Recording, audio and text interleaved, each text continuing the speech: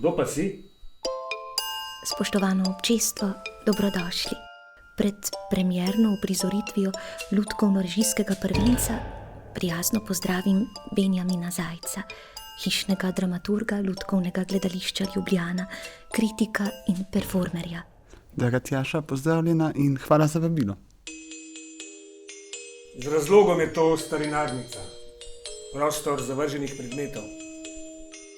Odrska postavitev Medvedek Pu se uresničuje pod krovom programskega sklopa Biteater.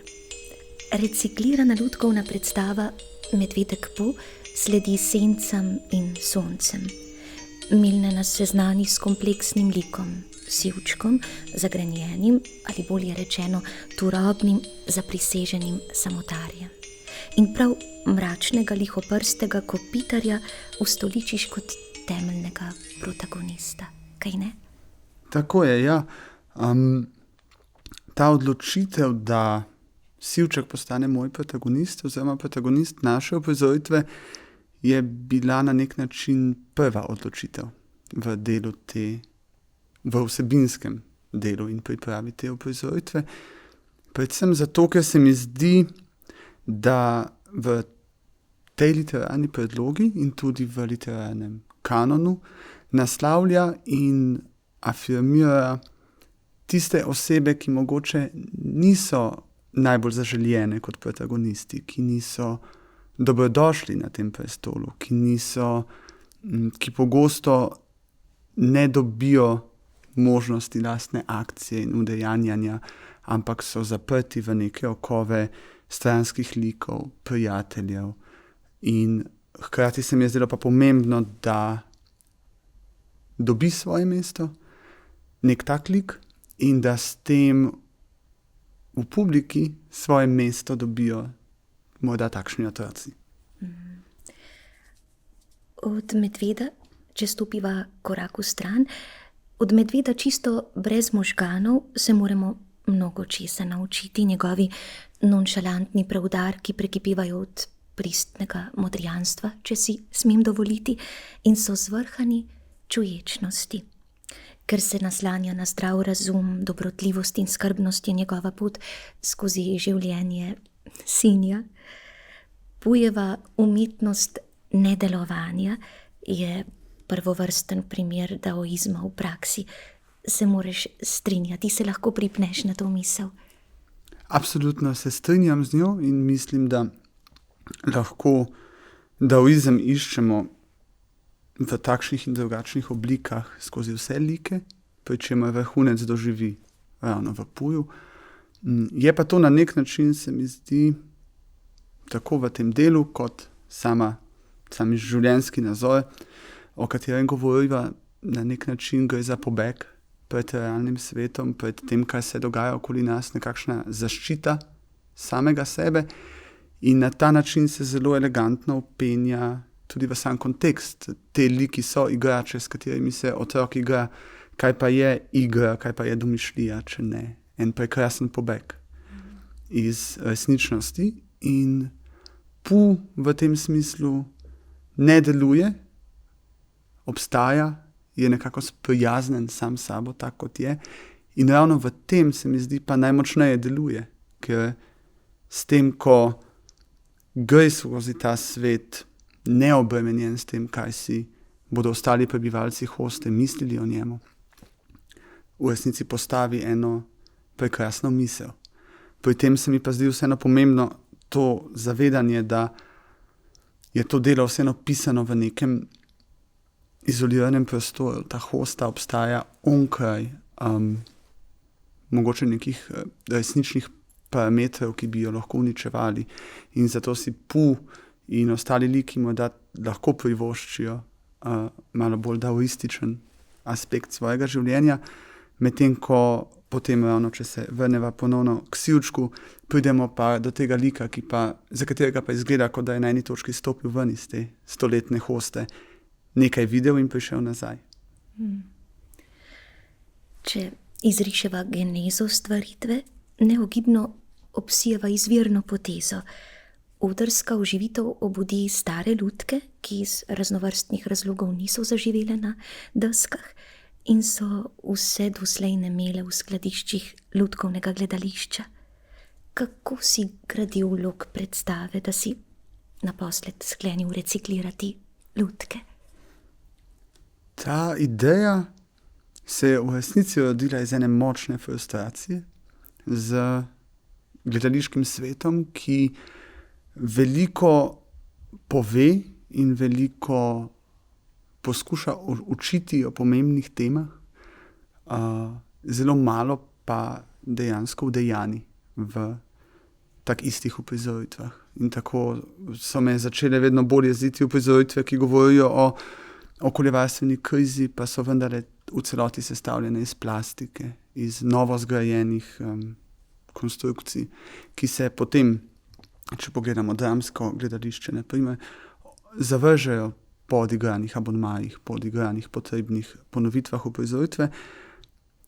In iz te neke ihte in jeze sem se pa naposled le vprašal, ja, kako bi pa ti to naredil, če si že tako glasen.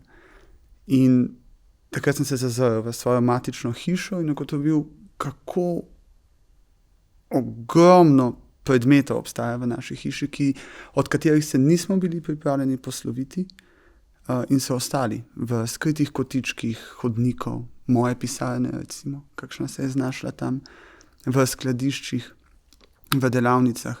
To so neki kosi iz uprizoritev, ki niso dobili mesta v končni podobi predstave, in pa tudi lutke, ki so bile že do kraja izdelane in so se na koncu v ustvarjalnem toku poslovile od odrskih desk.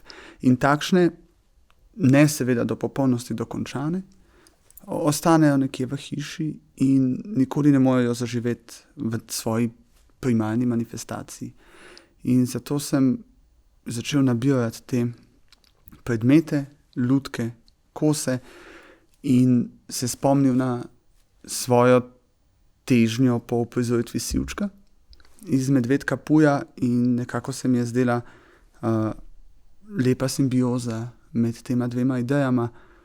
Tudi Milne na vse zadnje dobi idejo za Puja, tako da gleda igrače svojega otroka, ki se spremenijo v nekaj drugega. Tudi tu je transformativen element prisoten in nekako se mi je zdelo, da se kot puzle te dva koncepta in ideji lepo sestavita skupaj. Sijajno.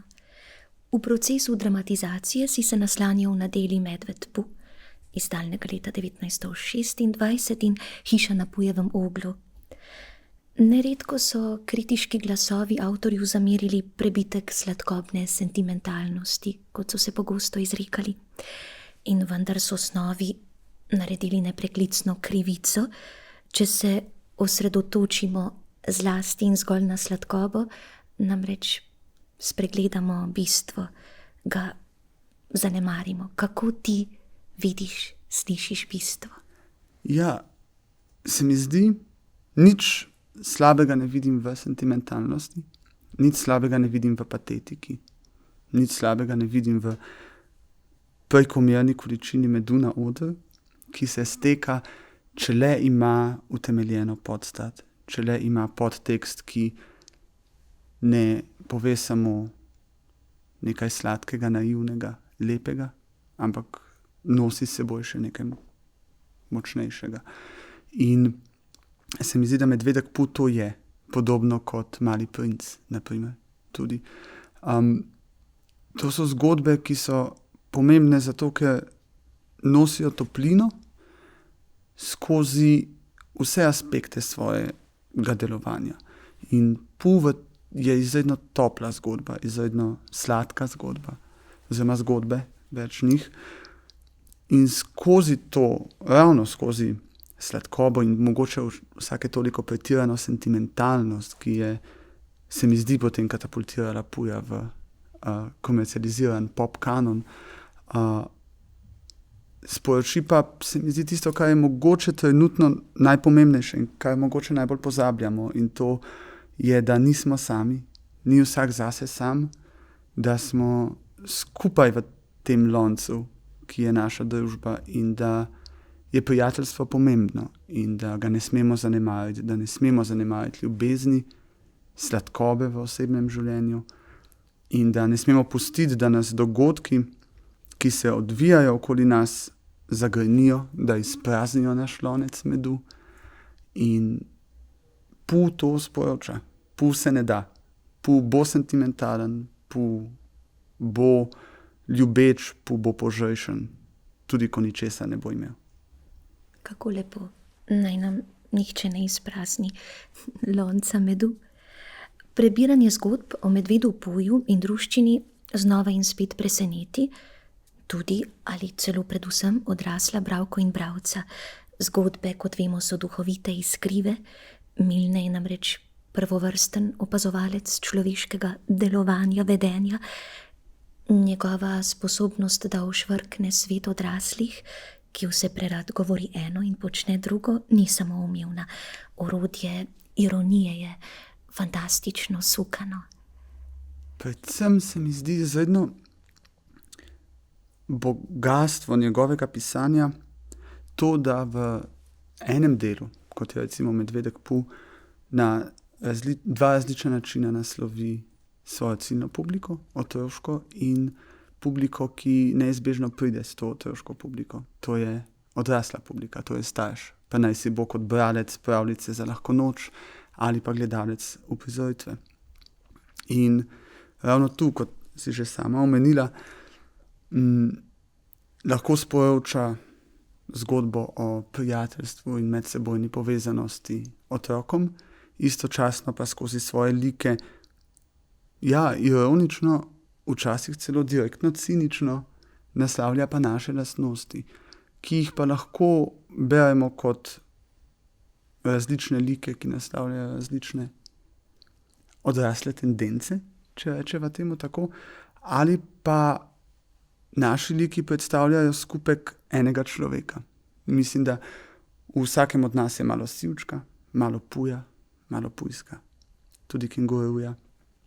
In če smo pripravljeni vzeti to zgodbo, to pravljico skozi odrasle oči in smo do nje resnično odprti, mislim, da nam na zelo humoren način postavijo ogledalo tega, kaj počnemo, kako počnemo in kako naše neke čustvene in mentalne predeterminante, za katere smo bodisi sami krivi ali pa pač ne, snujejo svet okoli nas. In če beremo Puja kot lik, kot nekoga, ki otrokom sporoča, naj vedno najdejo sladek med v svojem loncu, pa staršu takistega otroka mogoče sporoča, da ni treba vedno teči za zlatim medom. Ni treba vedno misliti samo na svoj lonec medu. Manjša cezura, pa tako tehtna. Nekdo se je prav mehko ugnezdil v tvojem naročaju. Pa je to zajec, ki ga srečamo v prizoritvi, ali ima drugače proaktivno vlogo v procesu raziskovanja te predstave? Tale zajček je eden od plišastih igrač, ki sem jih nabral tekom tega procesa. In ni v uprizoritvi, on ni dobil svoje vloge zaenkrat. Kdo pa pravi, da se ne sme priključiti uprizoritveni ekipi čez 1 leto, ko bo pripravljen. Tale zajček je tukaj zato, da se v stresnih časih, ki so osnovanje uprizoritve, kdo, ki mu je breme pričakovan, kakšna mora biti naša umetnost, naložilo pred težak kamen v žep, malo stisne k zajčku. Mislim, da je ravno to smisel tudi te uprizoritve, nek objem, in plišaste igrače Kristoferju v Puju so objem in v predstavi jih razumemo kot objem, zakaj ne bi še uprizoritvena ekipa imela enega objema in se tako v teh trenutkih, ko se nam zdi, da moramo biti najbolj resni in da je to najpomembnejša stvar, ki jo delamo v življenju, spomnili, da smo pa le samo malo večji otroci. Samo malo večji otroci in naš vselej nemiren. Tvoje dramaturško delo je raznorodno in drzno rastoče. Sousmeril si pot begunca, ki želi ubežati kaosu sveta v predstavi Severni si Erdmann, denimo. Natanko, prav res, z izjemno subtilnostjo si prisluhnil v gledališčeni poeziji Petra Svetine. Timbuktu je predstava, na katero merim, pomagal izgraditi razbito pravljico o bratih, ki se znajdeta v od vojne razdejani državi, šolski zvezek.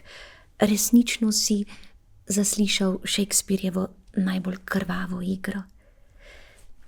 Benjamin Zajc, kateri opomini resnice te kot ustvarjalca najbolj vzdramijo, ranijo nenazadnje?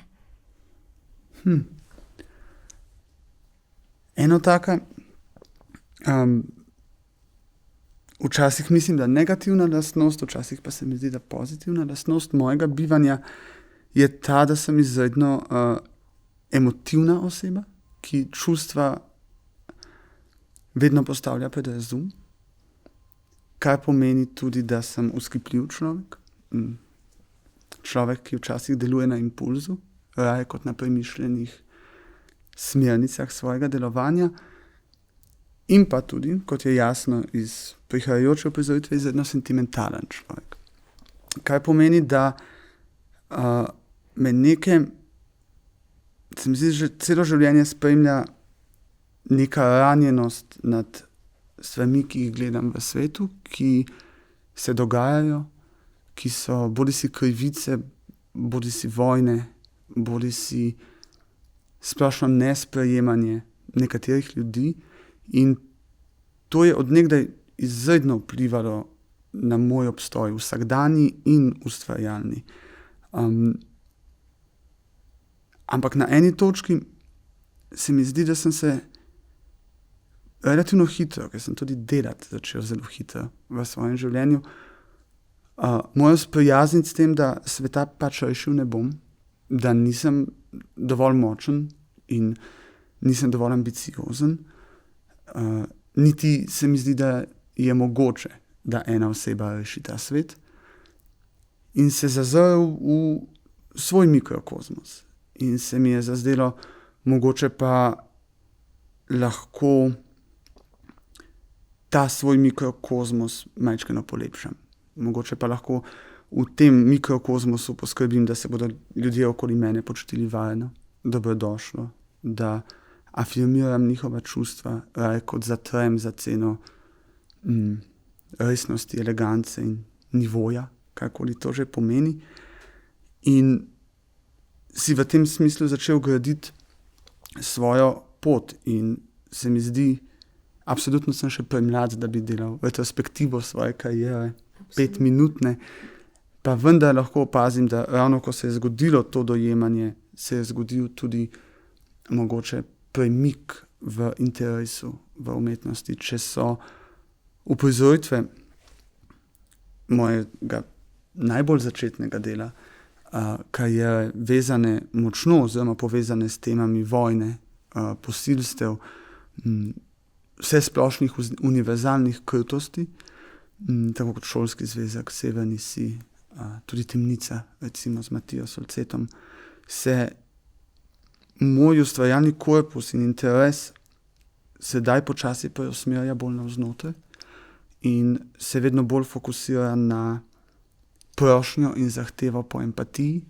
po nežnosti, po nečem lepem v tem zelo grdem svetu, v svetu, v katerega se čutim zelo neprostovoljno pahnjenega, pa vendar sem tukaj. In v svetu, v katerem se sprijaznjujem s tem, da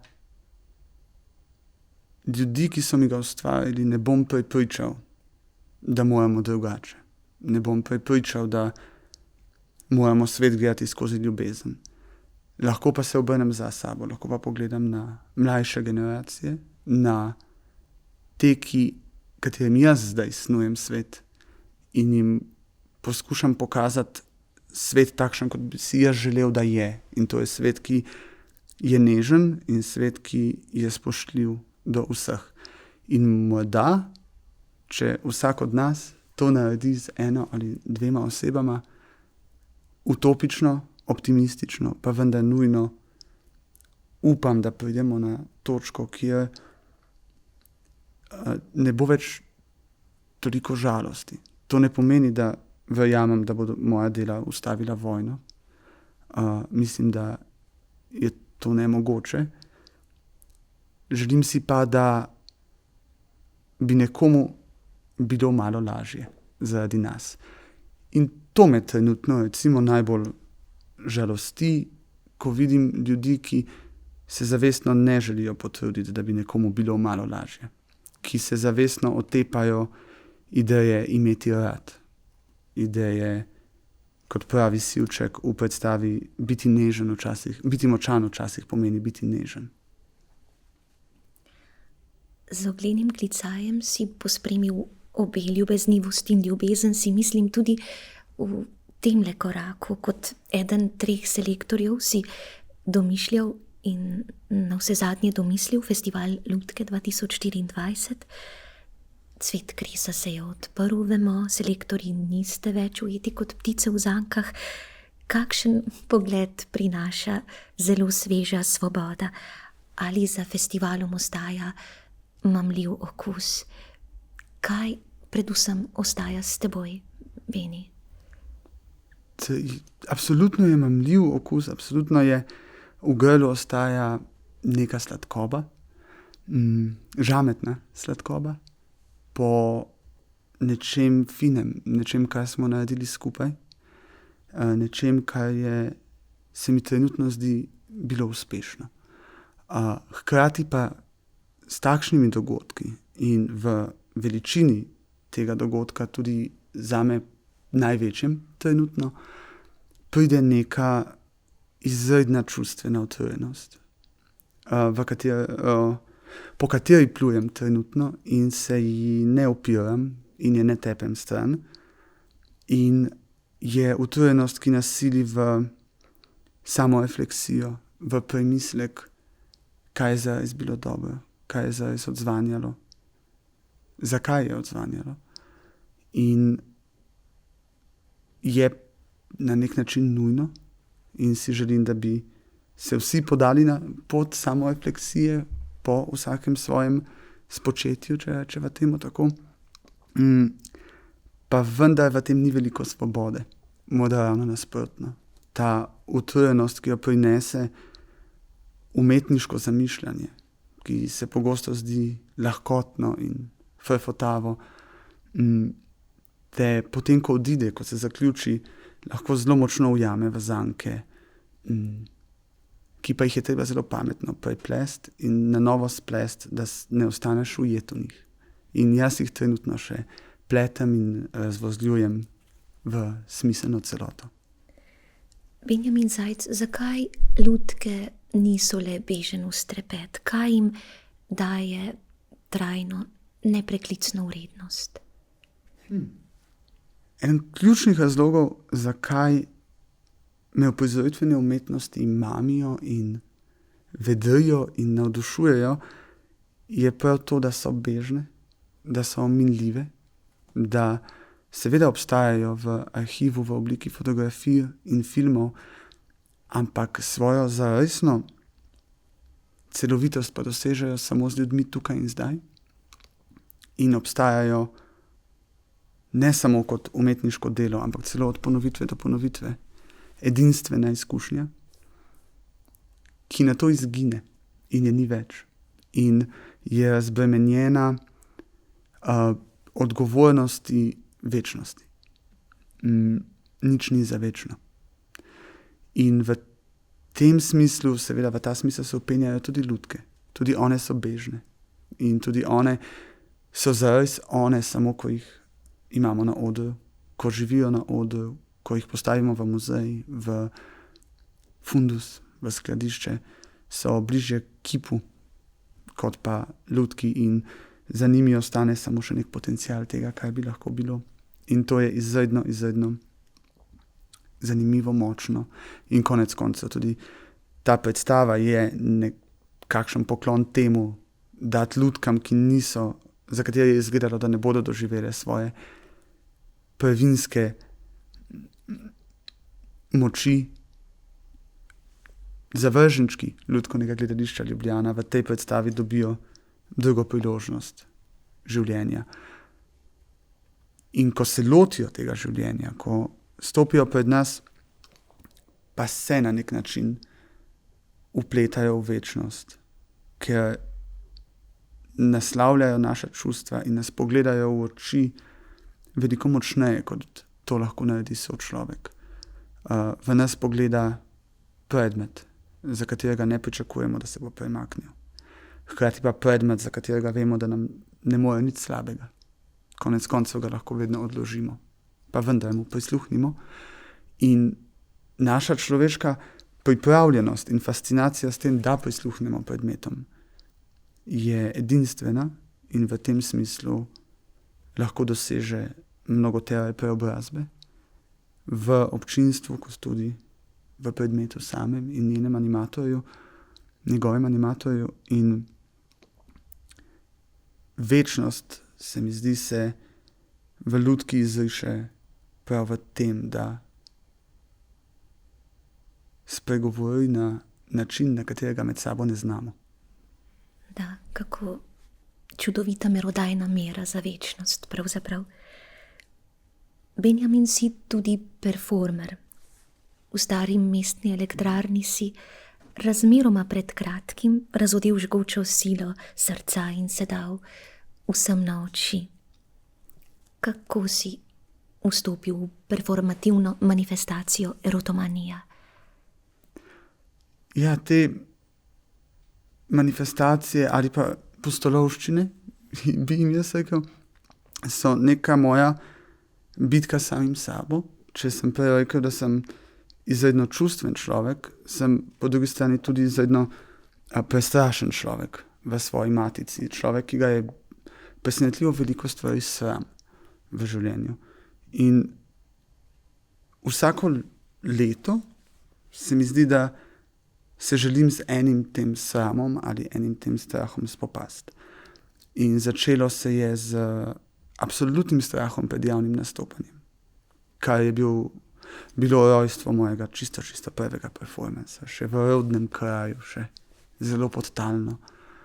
In tako dalje. In pri najnovejši manifestaciji erotomaniji sem se ponovno srečal z dejstvom, da o nekaterih stvarih preprosto ne govorim in zato mogoče nekaterih odnosov ne morem poglobiti. In nekatere odnose zato izgubljam. To pa ni fino. To pa ni lepo. In zato sem se zelo zavestno zadal, da en drobček sebe, tisti drobček, ki ga načeloma zelo dobro skrivam, raztreščim skozi tla ogromnega odra. Brezkompromisno do samega sebe in posledično brezkompromisno do občinstva. In tako se je rodila erotomanija in bila je absolutno neponovljiva. In je zdaj nekje v večnosti. Hvala, Benjamin Zajc, za sočen, iskren, srčen, mestoma pa tudi ravno prav meden potep skozi notranje kamre in nenazadnje uprizoritev, ki si jo obetamo prav v kratkem. Prisrčna hvala. Hvala tebi. Hvala tudi vam in dobrodošli spet. Kmalu, kakopak, bodite nezaslišano lepo. Srečno.